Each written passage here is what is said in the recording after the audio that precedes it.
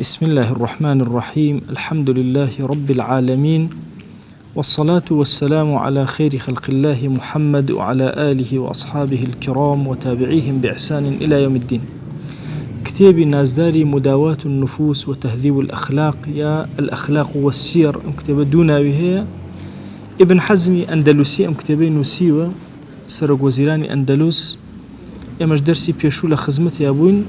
أم درسي قيشتوين تأوى العمل للآخرة يطرد الهم، فلما استقر في نفسي قيشتوين تأو خته دوزيتانو أفرمي لدواء ويباسي بو كردين كهمو إنسانية بيكوا كوكن لسر تنها يخشت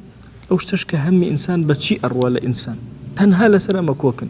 لسر هيشتي كتر كوغني إنسانية، لسر خواناسي كوغني، لسر طاعت كوغني، لسر عبداتي كوغني، لسر هیچ تێک لەوانە کۆگنیە تەنها یەخشت ئەویش بانایی لێ بنێ سەعادەت خۆشبەختی،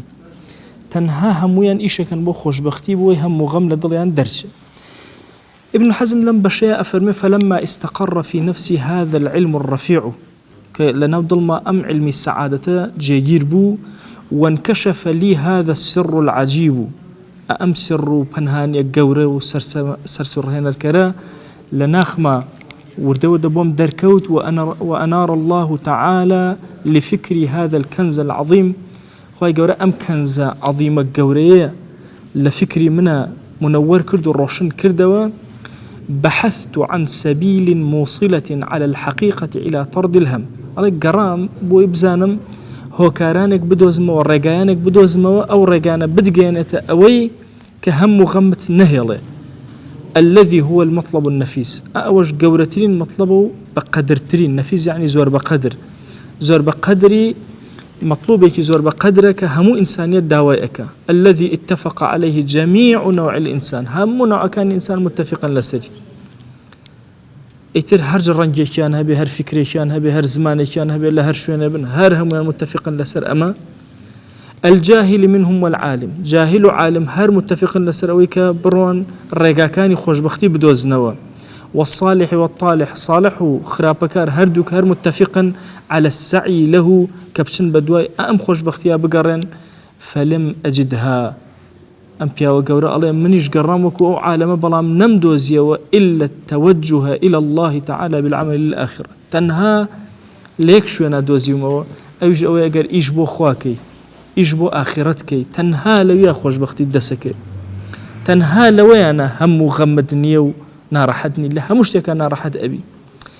وإلا فإنما طلب المال طلابه ليطردوا به عن أنفسهم هم الفقر،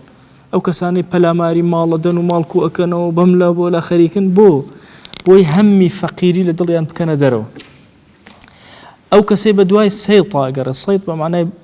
ناو شورة هنا بانجي قورة أنا كبدواء أما أرون بو ليطرد بها عن نفسي هم الاستعلاء عليها، بو أوي همي زالبون بسر أم كسا لخوان دور خنوة وخوان ريك خنوة. وإنما طلب اللذات من طلبها ليطرد بها عن نفسه هم فوتها، أو كسيك بلاماري همو لزتا كان أدا لسر زويا أيوه فوتي أم لزتانا تشجورقتن لما أنا بسريا تينا بريو حرماني لم لزتانا النبي بويا بلامار أدا، أو كسي طلب علم أكا لبيناوي أوايا همي جهل لناخيا نميني. وإنما هش إلى سماع الأخبار. خوي وشي هش معاني زور العربية بس ليرة ما بس تيشيا ما بس أوايا كأو كساك زور بحزة وجوة أخبار أقري، أو كسيك زور بحزة وجوة أخبار وتشيروك وحادثة كان أقري، يان محادثي خلقك وقسيان لقلاءك بو أمأك أيوه همي تنهاي بو يقسي لقى خلقك زور أكا همي تنهاي لخوي دور خاتو. ومغيب أحوال العالم عنه بو جو أقري أو تشيروكو داستاني كبو أجاري توهي أمتاني بيشو يا استمسا خلق بو عوضالي فليمة وسيرك وأنا بو أوشتاني كلا أمنا معلومة بيانك. ابن حزم أفرمي همويان لبيناوي أما تودي قد بهر كسي اشتيك أيوه اشتيك لسر خوي لاببا بوي هم لسرينا منه. حتى أفرمي وإنما أكل من أكل كسيكا أخواد لبر ويشي برسيتي لسر خوي لابره، غم همي برسيتي لابره. وشرب من شرب هج كسيكا أخواته عينا بو همي تونيتي لسر خوي لابا ونا نكح من نكح أو كسيك خوازبيني أكا عينا مثلا آفرتي أخوازي أوانا لبيناوي أوي بتنهانا من تو بابة النكاح توكمك ولبس من لبس هر کس جلق لبرك لبناوي بروتين من هم روتيتي لابر لسر خوي ولعب من لعب هر کس ياريك لبناوي أوايك أو ياري لبناوي أوايك بياريتي بخوي نبينه واكتن من اكتن أو كسيك خوي أشارته ولا خلق أي فضح نبيه أو دالي خوشاد نويا اكتنانا ونبونا لبناوي أويك فضح نبي برشاو نكبه همي فصحي نية بسريا وركب من ركب أو كسيك سواري ولاخيك واشتريك سياريك هرشتيك أبي لبناوي أوايك بقاتشكاني نروا همي أوي لكول كبيتو ومشى من مشى أو كسشك أروار رئك بوي داننيشي تملينك بوي أو جولك همي تملي لا أبا وتودع من تودع هركسي كشتيك بجئه لي ينخو حافزي لخلشك لبيناوي شيء لبيناوي أوايك نجاتي بالعكسكي أفرمي هم أمانة بو ليطردوا عن أنفسهم هم أضداد هذه الأفعال وسائر الهموم هرهم لبيناوي أما أم هم غمل أخوان دور خنوا إن جاء أو ضدي أم فعلانا مثلا ضدي تيريتي برسيتي ضدي توني مثلا أو خوارنا وتونيتي وهكذا بوي أو ضدانا همي أواني النبي بلا ماري أمانة أدن دي هرهم أماني كباس منك طلبي علم أكا طلبي صيتكاتو ناوبانج أكا طلبي خواردن أكا بلا مار أدا خواردنا وبلا مار أدا مناكحة وزواج بلا هرشي أمانة أفرمي وفي كل ما ذكرنا لمن تدبره هموم حادثة أجر وردي كيتو هموي تيرا بميني سبحان الله هموي بر لهم غم بو لابد من عوارض تعرض من خلالها جاري وهي لأسناء أوشتاك أتوي بدسي بيني توشي حدثك بي حادثك بي لدس الدرجة وتعذر من يتعذر منها يعني هند جار عذر أهاني تو تعذر أكي لويك ناتواني أويك ما بست جيبكي وذهاب ما وجد منها يعني نا كوشي أكيتو أشي حارهم يكو أكيتو رأيكي أخي كشي دواي لدس الدرجة نبي تصاحبي والعجز عنه ببعض الآفات الكائنة يان همشتك أنا حاضرك لدسيش درنتو همشتك لو كاتت توشي آفات قبي توشي بلايا قبي لو بلايا ناتواني نجاحتنا هني لدس درأتش بكرتي أو تامو باسكم لسرتيكي خواردن تنفيذك جاري وهي همو قوتي خود صرفكي أتوي برستي لسر خود لا بيتا بري خواردن كو أكيتو كخواردنكت كو كردو سيرك عارضك دروسه به أو جنميك كوت كردوته مثلا سيرك ناني لناكري ياش جورك عارضك ودروسه بيا أبي إسفادي لناك يان جاري وهي كشت كردوته عارضي شينية بلام ناتواني أويك ما بست تياجب جاكي يان هر هناوتا كوت كردو حاضرت كردو لدس أروايك أيدزي أفوتي أسوتي يان هند جار همو أوت كردو حاضرت كردو بلام خود بو خود نانكش حاضر كرد آمادت كي هنا تسر سفرش تو خود عارضك ودوز ولا ومنعكر كجاري إنسان كو أكات أو كو أكات ألين إنسان نيوي عمري كو أكات ونيوي كتري هر خرجي أكات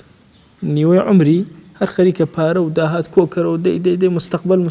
همو سرفكات ولا خويا سر بسر درجة باش شكو همو أمشت الدنيا أنا بر لآفاته يا لاشتكى آفاته يا لخوتا آفاته ليش كان أشي مثلا حزن لخواردنا برو جيان سرفك آدي خواردنا كوكر لأخيرا اليوم أنعكره خواردنا اليوم أنعكره مناكحة وزواج اليوم أنعكره دي لأخيرا أمشت الدنيا أنا حمو إنسانية ودعو أفرمن أي إجر أمانة هيك يروينا ده وإنما نتائج سوء تنتج بالحصول على ما حصل عليه من كل ذلك على أجر حج لما نروينا ده هار هموي كو كردو هج مشكلة نبو على كومالي آفاتي تردس بيك آفاتي كان شين من خوف منافس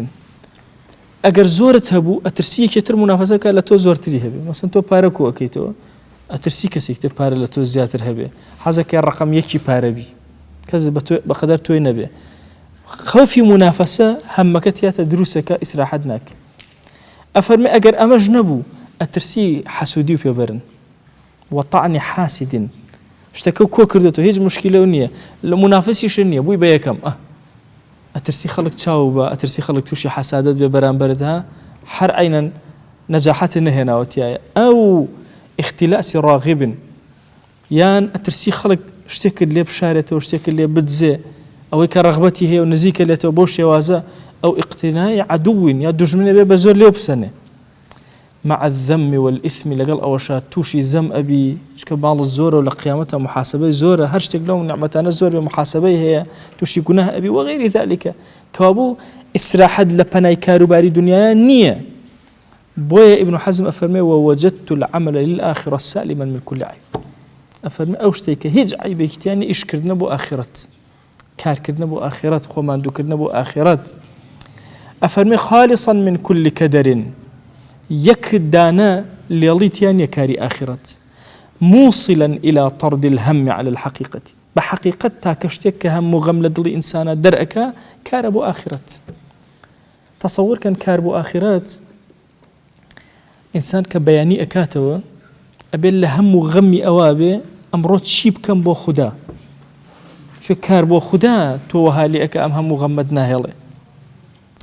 أدي بزانم شيب كم لا شو موقع ومجلسك خواجة لجوا من أبيني أمره هم أو موقع مجلسانك من أبيني موقع مجلس إله يا غير إله إن جاء فرمي ووجدت العامل للآخرة إن ينل بمكروه في تلك السبيل لم يهتم الله أو كسان إجوا آخرتك أجر إيشكشيان بينكرت وشي نارحتي بكرين لو رجايا جوينادني مثلا قراري داوة لبيناوي خوايا مثلا دعوة بانجواسك رجري لي أكن هيج جويليني لي أدن هر جويليني أي كان سجن هر جويليني بو جويليني الله بل يسر بلكو بوشت يعني يسر بوشت خوش حال أكري كاتك الرجري لي أكريم خوش حاله لبيناو شي خوش حالي إذ رجاؤه في عاقبة ما ينال به عون له على ما يطلب وزائد في الغرض الذي إياه يقصد أفرمي شوك أم كسان خوش حال أبي شوك الرجاي وايا بم بلايك بسريهات ولا ريد دعوة لا يخوا قورة ربي سأقل الدنيا كسي كاسبيكا الزرركا طاو دنيا إليه تويك بس نال كاري آخرته ككار أكيتو أروي أجر بلايا بسرتها هات أجركت قورة ربي لا يخوا فضلكت قورة ربي جاري وهاي توشي قرتن أبي توشي لدان أبي لسر دعوة خوار أوانية أو يسأمر أخوي قال لطفي لقلا كردون بميل أخوه ما الدعوة أكين لو أشير رجل للرجال بين السجن كان أخوه بشارينه نزاين شو الدعوة بكين خوار أوانية الدنيا بوسادية لو أشير بتزي هري كمان لسوتشك آخري بلام لقال أو زحمتي كي ترد تو لذتي زياتر ورقري هم مغمدني بلاي بوتشي تيكتو إيشكم تو كارك إلى بينا يخوان نتيجة عايد بخوي عايد بتونية بوي جاري وهي إنسان لكاري آخرته بلاي زور قورة رويتي إكا بلا أم زور دلي آرام شكو أزاني بوشي كاركي كله أما أجر تشبيه النبي أجر آفرتك بيت إشكال لما لو تشتكي جوان لبني سير كان دو آفرت بيننا بيشاي وخوتا نيكي كان تشجلي أني لبناي ميردك شيزو قرصي أبراخ أخوة سي أبراخ جاسانا أنواع تشتي سيسير هاتو باش آفرتي خويا كوجي خويا براي أبراخ زور جواني ترتيب كله بطلي خوي دا أنا بياوك الله برسيمنا نايخو يا الله دسش كي أوكي خوار باش أزان يكسر أو آفرته تشكل بيناي بياوك كردوتي رك دا أتشن خفتي كي زور قوري إيه قال بيناي خوا كرد بيتي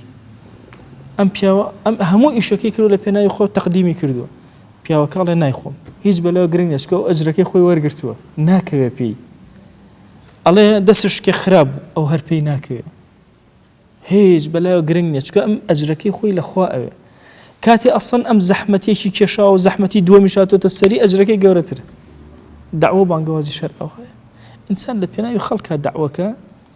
أزانيك بلايك هاو بسري الدنيا إليه تويك أي خوزقة أو خطبة يمنع أي خوزقة أو أمنك دا أمنك وكي إشي تويه أتو بريشك اللي برخاتي خوابك أقر نارحتي شكراي لسري إنجا دلت خوشتره علي دوجار ليرش مانوبم أجري كتريج ورقرم دوجار وكو أفرتك شون دوجار هم مانوبو بيابراخ دروس كده هم مانوبو بقصوتني بياوكي دوجار أجري ورقر لحضوري خوايا وبيشي نشكا كسي داعي وبانخواز قد ناشكي چونك ألويا سعادتي خوي خوش بختي خوي أبينته. ووجدته أن إنعاقه عما هو بسبيله عائق لم يهتم أصلا أجر هاتو الرجل هرجوش ناداته إذ ليس مؤاخذا بذلك خو محاسبة ناكر سيب الله بور رجل هات الرد فهو غير مؤثر فيما يطلب أصلا أو كأم طلبي أكا وبدواء أو شان تأثير لناك. ووجدته إن قصد بالأذى سرة أجر هاتو عزيتي عند آزار عند لزت لو آزار ورجل سيري بلال كان كل ليه أدن ليه أو هر أحدك تشيج ورجل لزتك لا شيء لا ده هربا ليه بدن باشا تشك أو مقصدي كتري هي مقصدك آخرته خبابي كوري أراد مثلا أي هن خلوص قشة كانوا ببشتي أو أي خنا سر خلوص على ببشتم خلوصك كوجا أو بروناي بشتم باشا حتى فرمي كزني ورا سيري بشتي أويلي هاتبو لزتي لي أكا بعكسه كاتك وعزيتي أدري أم خوش بخد أبي وإن نكبته نكبة سرة أجر بلايك بسريهات نكسيك بسريهات كوتنك بسريهات لبيناوي كاري آخرته أم لزت والأجري وإن تعب فيما سلك فيه سرة أجر ماندوبو إن جل لزت والأجري تشيش ورق خوش حال أبي بعكسه فهو في سرور متصل أبدا إتر أول السرور كي بردوامايا نجاحتي هنا الحمد لله نجاحتي هنا الحمد لله تشيش ورق أروى لقل كاركي خويا ماندونا به أفرمي بلام وغيره بخلاف ذلك أبدا والله بو هرشتي تركاركي إلا كلدس الدا توشي غم أبي لدس الندى هرتوشي غم أبي تصورك جاري وهي إنسان خوان نعمتك زور جوان ياوتي نزيكي نعمتك إناكي والله بخلق تشاوم ندى بس لكاري آخرته أوهانية بعكسه جهدي زياتر أكي ما ندوبي قسيك هيك الله لا راحة إلا في التعب لكاري بانخوازية الراحة إسراحتني إلا لما ندوبونا نبي لكاري آخرت هاي حتى زياتر ما نبي أجي زياتر ورقتي إنجا لزتي زياتر أك إنجا زياتر إسراحتك تصور كان ورتو دركات شونيوشك بيسك سيك خود مانوك جار بجار لزت زياترك حتى لا شد مانو بزياتر لزت ورقتي بويا پیغمبر صلى الله عليه وآله وسلم كأتشت الطائف وربرد باران كري أم بياما قوري الرحمة وبيا خلق تينا قال له تينا أزلنا راح تنشد بالنسبة بانخواس أو شيء أو كخلق تينا دور توقسي خير وخلق يخلق بعكسه وبرد باران كان بيد بلن ساحرة بيد بلن شاعرة بيد بلن كاهنة بيد بلن لقال أوشا سرة أو لمسروريتك خواتي لحياتك زور خوش خويا جيان بسر أب كوابو بزانا مطلوبة كان بو أوي همي تولا ببن تنها يكشته يك رقاشي هي أويش إش كردن لبيناوي خوا باشا إش كردن لبيناوي لله خالص إيش كان لبرخاتي خوابه نيجد الروجود صدقة زكاة تقصى كردني جوجرتني كتب خنوة خوتن تهلصان الدان هم لبيناوي خوا همد لا أبا غيري أوا بهش وازي همي تولا نابا بلكو قمرايو سخافتك إنسان خريكي أبي ومشغول أبي بيوي أقال لي بي نفست بزانا لكيوا سرف أكي خواهي قرب هموما جوهري زور قوري داوة كنفسه أفرمي لا تبذل نفسك إلا فيما هو أعلى منها نشي أم نفسي خلشتك مشغول كيكا لأستي خويا بيا نزم تربية لخوي برو لبرسترا سرفيك لبرسترا كشا وليس ذلك إلا في ذات الله تنهى لذاتي خويا أتواني سرفيكيت برستر بيتو برو في دعاء إلى حق دعابك دعوبك بانقواسك ولا حق الراسيتي وفي حماية الحريم وشي حريم لزمان عربية وشان معناه بكر هاتو دو معناه سركين حريم بمعناه خيزان وهاو سردة هاو سركاني إنسان بيان أهل حرمة باشا بيان حريم وحريم بهمو حرام كانش أوتري همو حرام كان بيان حريم أفرمي دوشد يا بانقواسك بو حق يا شبك بارزقاري بك لحرام كان وخوتي لدور خروا وفي دفع هوان لم يجبه عليك خالقك وخود لنزميك ببارزك أخوة بسرتوا واجبي نكردوا وكار كانت بشو لنصر مظلومة لكيوا مظلومة كدبيني سريخة أفرمي أأمانة كاري تون كنفسي تولا أستكي برزة أهلتوا وباذل نفسه في عرض دنيا كبائع الياقوت بالحصى وكلمة زور قوري لبريا كان فقه كان باذل نفسه في عرض دنيا كبائع الياقوت بالحصى أو كسيك أشياء نفسي خوي مانوءك لشتي بتشوكي دنيوية وكاروباري دنيايا وكو کەسێک وایە یاقوت و مرواری گرانبەهای پێبێ بچێ بیگۆڕێتەوە بە وردەبەرد و سەرفی کا بە وردەبەرد خوا یاقوتێ زۆر گەورەی بە تۆ داوە کە تۆ لە شتی بچووکە سەرفی ئەەکەی وەکو وایە مامەڵەیەکی زۆر نادروستت کردبێ دۆڕاوت کردبێ بچی ئەم یاقوت تۆ گرانبەهایی خۆت بدەی بە وردەبەرد ئەفەرمێ ئاگات لێبێ لا مروءة لمن لا دين له کەسایەتی و ئینسان دروست نابێ ئەگەر کەسێک دینی نەبێ خواناز نەبێ خواناسیت نەبێ دینداریت بە هیچ شێوازێکدا نامەزرێ کەسایەتیت بۆ دا نامەزرێ مروءەت لە کوردیا بە کەسایەتی لێک دراوەتەوە مروءەت بابەتێکی زۆر گەورەیە لە شەریعەتە زۆر گرنگی پێدراوە حتى لە باسی عادلە کێ عادلە ئەو کەسەیە کە مروءەتی خۆی نەشکان دەبێ کەسایەتی خۆی نەشکان دەبێ هیچ دوو مرۆڤێک نییە کەسایەتیان وەکو یەک بێ ئاگاتان لێ هەر مرۆڤێک کەسایەتی تایبەتی خۆی هەیە ئەبێ ئەم کەسایەتی خۆی بپارێزێ مەجال نەدا لەوە چێ تۆ بڵێ بەسە فڵان کەس بۆچی ئەوە کە فڵان کەس سەقینی بەسەرتەوە ئەو کەسایەتی خۆیە تۆ کەسایەتی خۆت ئەو سنووری کەسایەتی خۆیە تۆ سنووری کەسایەتی خۆت تۆ نابێ بهێڵی کەسایەتەکەی تۆ بێتەوە خوارەوە چۆ هەر کەسێک بەنسبەت بنەماڵەوە دایک و باوکیەوە خزم و کەسوکاریە ئەو بیئیتیا پەر هەمووی کەسایەتی ئەمی دروست کردو نابێ مەجال بدا کەسایەتەکەی ئەم بکەوێتە ژێر پرسیار و بکەوێتە خوارەوە ئەفەرمێ ئەو کەسێک کە دینی نەبێ مروءەتیشی بە هیچ شێوازێک نییە العاقل لا يرى لنفسه ثمنا إلا الجنة بخوا كسي عاقل هاوتایەک بۆ نفسی خۆی نادۆزێتەوە إلا بەهشت نەبێ بە هیچ شتێکی تر ناگۆڕێتەوە بەهشت نایگۆڕێت هەموو ئەوەی لەسەر زەویا هەیە کوا بای ئەوەیە کە تۆ نفسی خۆتی پێ بفرۆشی بەهشت لە با بڵێن بەرامبەر نفسی تۆیە سەنگ و گەورەی هەیە ئەفەرمێ دەی ئاگات لێبێ ئیبلیس لەم پێناوە کە تۆ کارەکەی بۆ ئاخرات ئیبلیس شەبەکەیەکی هەیە شەیطان شەبەکەیەکی هەیە بۆت هەڵەدا ئەڵێ لئیبلیس فی ذەم الریا حبالة کورە ئاگات لێبێ ئیبلیس لە مەسەلەی ڕیایە تۆڕێکی زۆر جاڵجاڵۆکەی خەتەری هەیە بۆت هەڵەدا وذلك أنه رب ممتنع لو أتى واز لكردويك بيني من فعل خير خوف أن يظن به الرياء لو أتى أو مثلا طبعا إما كشيك من هي لمثلا الرياء بالبلين نيجكين استتو أتوين نيجكي يان بن منا يكتموا بينه وكسي قد شو نيجي نكرد أتى تمالك يان كان فقيك بيك وخواناسي أكن باشا أم قد شو نيجي نكرد بس أو شو حزك شو نيجك آية هەڵسێ شەونێشکە ئەمە ڕیایە باشە قەت نەیکردووە تەنها لەم شوێنە کە ئەم کەسانە ئەبینێ ئەوان شەونێژەکەن ئەمش غیرەت گرتوێتی وەلەمە ئەفەرموون ئەمە فرسەتی خۆیە قەت نەچی ئەو فرسەت لەدەست بدەیت ئەوە فێڵی شەیطانە ئەگەر نەیکەی بڵێ وەڵا با تووشی ڕیا نەبم خۆ من جاران نەمکردو نە بڕۆ بیکە ئەوە ڕیا نییە بەڵکو ئەگەر لە ترسی خەڵک نەیکەی ئەچێتە بابی شیرک حتا ئەوەندە ترساوی لە خەڵک نەوکردووە لە چاوی خەڵک نە ئەبێت تۆ بچی کردەوەکە جێبەجێکەی هەوڵ ئەدەی لە دڵ تا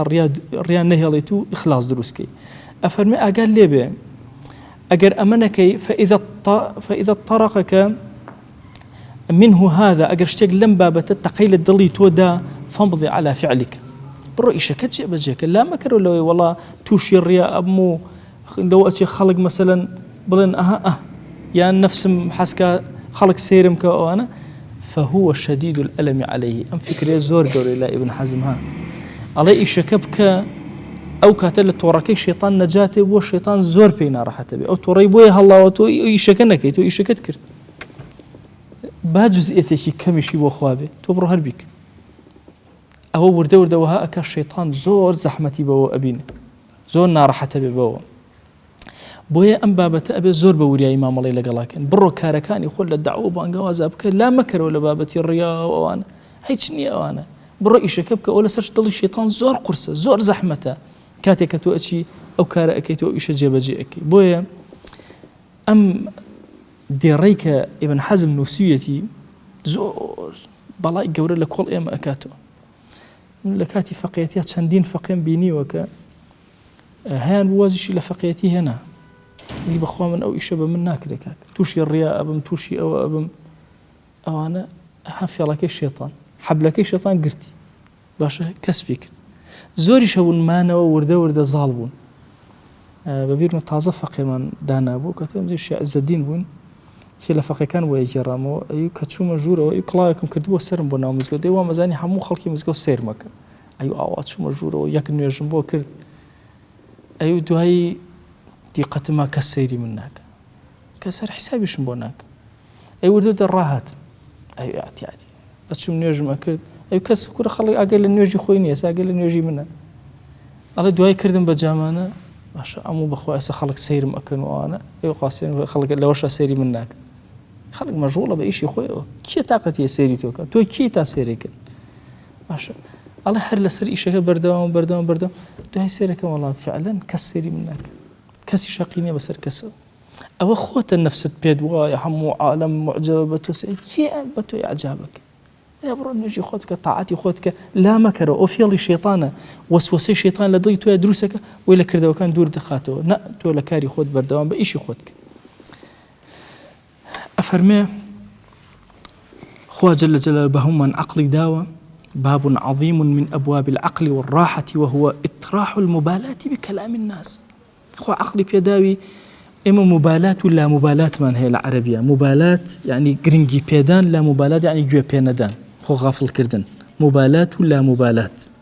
أو دو كلمتان لياد بيه، مبالاة يعني جرينجي بيدان، لا مبالاة يعني إهماليتيا كردن. أفرمي أما بابشي جوري عقله إنسان كمبالاتي بقصي خلق نبيه، واستعمالات المبالاة بكلام الخالق بلكو بعكسه همو قرنجداني أو بقصي خالق به، خالق أمري بيكردي بيك برو بيك، والله تشاوم لخلقه وخلق توشي الريام وازله بينا، بل هذا باب العقل كله. أفرمي أما همو عقل آوات بي الله والراحة كلها، أقد تركي كي توشي زور همو غمبي، بلام تبرو بيك إسراحتك، فكرة إسراحتك. إن جا بيتان وابي خلق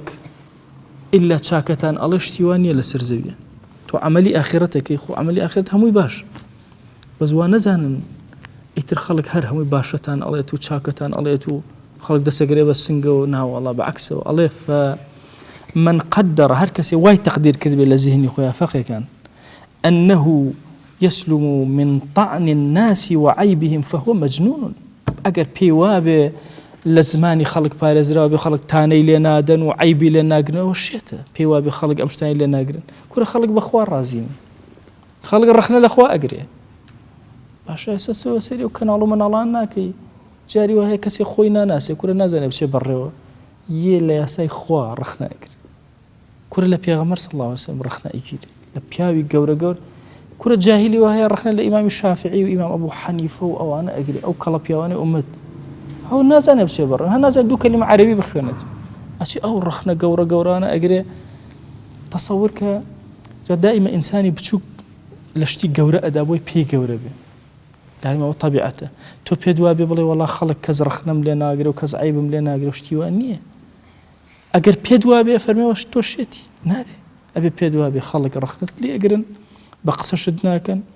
بالكو عيب اللي أدوزنوا برق لو أنا خوشويستن. برق لو أنا دجمنتن برق لو أنا لسرد أوستن باشا زربين يخسر سرسرة يك هلا يبشوك هو دنيا جات شباكت هي بو تصورك يا إخوانا سان شون بون أجر همو سرزوي بيانا هل بدا تأثير لو أناك للروي كاري أوان أجر همو سرزوي دجيان بوسيته هر تأثير لو أناك لهردو حالتك أوان زور هي منانا ما ملائك حقياني بو شخصيتي أنا هبي الحمد لله نيان بهر الحمد لله هو مرجني إنسان تأخير عمري هرب الله والله شخصيتي لنا وخلق بان نبيتشي باه بيتشي تو كاري كترت هي بويا فكرك هي زور قرنجة إيمي مسلمان بكارنين لسجنابين حج مجال ما نبي سجنك انفرادي بس بحال زمان ما بجوا ذكري خمانك مجالي نيوشة ونيوشة كانك نبو بتشاويش بين نيوشة كان هرك خوازي لنا يعني عملي آخرتك باشا كوتم لسرجي هيج مجالات من ما جولا من ما بس تشاوم نيوشة كان ما كان بتشاوم نوێژەکان بە دڵم ئەکەم، ذیکرەکان بە دڵم ئەکەم، قورئان بە دڵم ئەخوێنم، زمانیشم لە قووەت نەماوە ناتوانێت. ئەزان زۆر کات ئینسان لە سەرەمەرگە هەموو لاشێ وەستاوە، زان دڵی هێشتا ئیشەکات و لا ئیلاهە ئیلڵا ئەکات و ئینجا ماڵ ئەوەی ئەکات و ئەڕۆ. بۆ ئێمە کارمان هەیە لە هەموو سوچەکانە. ئەو کاتێ ئازادی خەریکی کاری خۆتی، ئەو کاتەی ماڵ و مناڵ بەسەر تاکەوتو خەریکی کاری خۆتی، لە بازاڕە ئیشەکەی خەریکی کاری خواناسی خۆتی، لە پرۆسەی خواناسیە یەک سانیە ناوەستی، چونکە تەنها و تەنها خۆشبەختی لەوەیە، تەنها و تەنها نەبوونی هەموو غەم لەوەیە. داوا ئەکەن لە ذاتی پاکی پەروەردگار، یا ربی خوایە هەموو غەمی سەر دڵمان مەهێڵە یا رب العالمین، یا ربی خوایە ئیمانمان سەلامەت کە عاقبەتمان خێرکە، دەروازەکانی خێر بەسەرمانە بکەرەوە یا رب العالمین. خوایە بمان کرد عەبدانێک کە بێ گوێدانە خەڵکی کار بۆ تۆ ئەکەن یا رب العالمین. یا ربی خوایە داوا لێ ئەکەین بە ناوی جوانە بە صیفەتی بەرزە بە ئیسمی عەظەمت بە کەڕەمی خۆت ئیخلاسێکی زۆر گەورەمان پێ عەتاکە، لە ڕیا بمان پارێزە، لە تەکەبور بمان پارێزە، لە عوجب بمان پارێزە، یا ربی خوایە لە ترسنۆکی بمان پارێزە، لە کوفر بمان پارێزە، لە فەقیری بمان پارێزە. خوایە دەرگاکانی خێر بەسەرمانە بکەرەوە یا ئەکرەمە الئەکرەمین. یا ربی خوایە داوات لێ ئەکەین بە ناوی جوانت بە صیفەتی بەرزە بە ئیسمی عەظەمت کەڕەمی خۆت بەسەرمانە ببارێنە یا رب العالمین. یا ربی خوایە داوات لێ ئەکەین علممان زیاد کە، عەمەلمان زیاد کە، ئیخلاسمان زیاد کە، تەقوامان زیاد کە، دینداری خواناسیمان زیاد کە، دامان مەزێنە لەسەر خواناسی یا رب العالمین. یا ربی خوایە لە گوناهی دایک و باوکمان ببورە، لە گوناهی برا و خوشەکانمان ببورە، لە گوناهی خێزان و هاوسەر و مناڵ و وەچەمان تا ڕۆژی قیامەت ببورە. یا ربی خوایە هەر کەس مافێکی بەسەرمانەوە لە گوناهی ببورە، هەر کەس هاوکارمان بۆ لە پرۆسەیەکە خوایە لە گوناهی ببورە. داوات لێ ئەکەین یا ئیلاهی بە کەڕەمی خۆت و ڕەحمەتی خۆت و بەزەی خۆت دەرگاکانی خێری خۆت بەسەرمانە واڵاکە یا ئەکرەمە الئەکرەمین. یا ربی خوایە داوات لێ ئەکەین بە کەڕەم و ڕەحمەتی خۆت یا فتاح دەرگاکانی خێری دنیا و خێری ئاخرەت بەسەرمانە بکەرەوە یا رب العالمین. یا ربی خوایە بە ئومەتی پێغەمبەر صلی الله علیه وسلم قبوڵمان کە بە شوێن کەوتی ئەو وەرمانگرە لەژێر سێبەری ئاڵای ئەوە حەشرمان کە. یا ئیلاهی داوات لێ ئەکەین بە ناوی جوانت بە صیفەتی بەرزت بە ئیسمی عەظەمت یا ئەکرەمە الئەکرەمین. خوایە سڵاوی ئەم مەجلیسەی ئێمە بگەێنە پێغەمبەر صلی الله علیه وسلم، یەک ناومان لە خزمەتیا بێنە یا ئەکرەمە الئەکرەمین. یا ربی خوایە دڵمان وابەستەی دینەکەی خۆت کە، بمان گێڕە لەو عەبدانەی کە دڵیان بە دینەکەت خۆشە یا رب العالمین، بمان کەرە کەسانێک کە خزمەتکارێکی گەورەی ئەم دینەی تۆکەین یا رب العالمین. یا ربی خوایە داوات لێ ئەکەین بە کەڕەم و ڕەحمەت و بەزەی خۆت هەر هەمومان لە ساحەی مەحشەرە خوایە لەژێر سێبەری ئاڵای پێغەمبەر صلی الله علیه وسلم حەشر کە بە ئومەتی ئەو قبوڵمان کە لە بەهەشتە لە حضوری ئەوە کۆمان کەرەوە. آمین آمین والحمد لله رب العالمين وصلى الله على سيدنا محمد وعلى آله وصحبه وسلم تسليما كثيرا أبدا إلى يوم الدين.